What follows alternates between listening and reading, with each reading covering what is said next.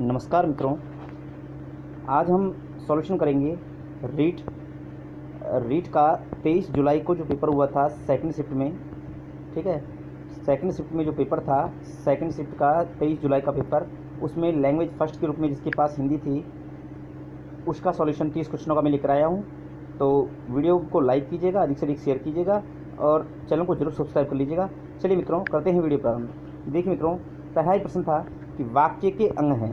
तो वाक्य के अंग हैं, वाक्य का उद्देश्य भी होता है और विधेय भी होता है, इसलिए ऑप्शन नंबर सी इसका राइट आंसर होगा। इसका राइट आंसर होगा ऑप्शन नंबर सी।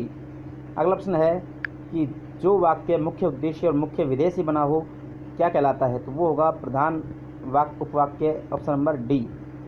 टोपी उछालना मुहावरे का अर्थ क्या है? तो अपमानित करना, ऑप्शन नंबर ए इसका राइट आंसर होगा। अगला प्रश्न है मौज मस्ती में जीवन बिताना अर्थ में उपयुक्त लोकोक्ति है, इसका राइट आंसर होगा 8 वार 9 त्यौहार, ऑप्शन नंबर डी। नेक्स्ट प्रश्न है विद्यार्थियों को पुस्तकों के माध्यम से भाषा की मूल ध्वनियों और लिपि का ज्ञान कराकर उन्हें पढ़ने लिखने के कौशल में दक्ष किया जाता है, इस विधि को क्या कहते हैं? तो ये है ऑप्शन नंबर सी, पाठ्य पुस्तक विधि।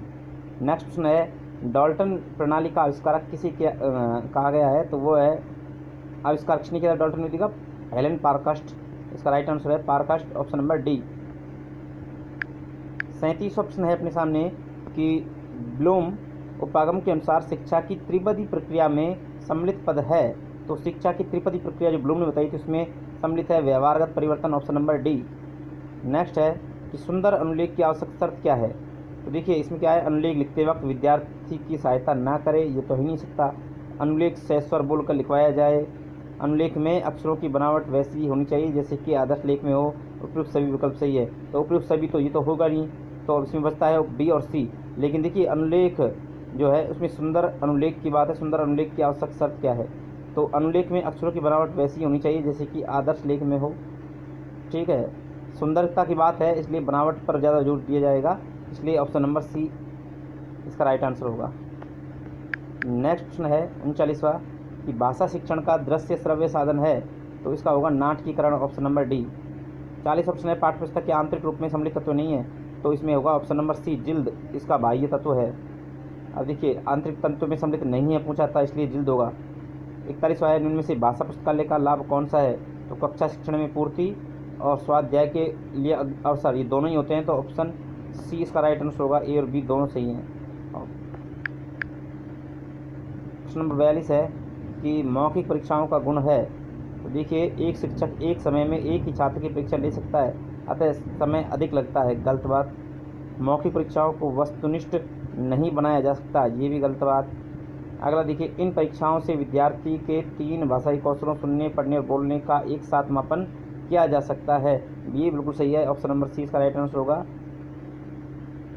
नेक्स्ट प्रश्न है निम्न में से उपलब्धि परीक्षण के निर्माण हेतु सम्मिलित पदों में से कौन सा पद नहीं है? परीक्षण योजना बनाना, परीक्षक के प्रारंभिक रूप की रचना करना, परीक्षण का निर्माण करना। तो इसका जो राइट आंसर होगा ऑप्शन नंबर सी, परीक्षण का पुनर्निरीक्षण, ये इसमें नहीं है पूछा था, इसलिए ऑप्शन नंबर सी।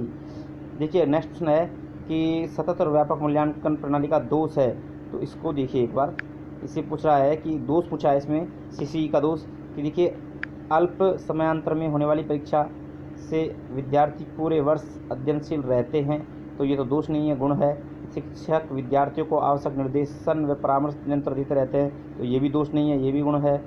विद्यार्थियों को अपनी कमियों का ज्ञान निरंतर होता रहता है, तो ये भी इसका गुण है। लेकिन विद्यार्थी पर वर्ष भर परीक्षा का भय बना रहता है जिससे उसका स्वाभाविक विकास प्रभावित होता है, यहाँ ये इसका दोष है, तो ऑप्शन नंबर डी इसका राइट आंसर होगा।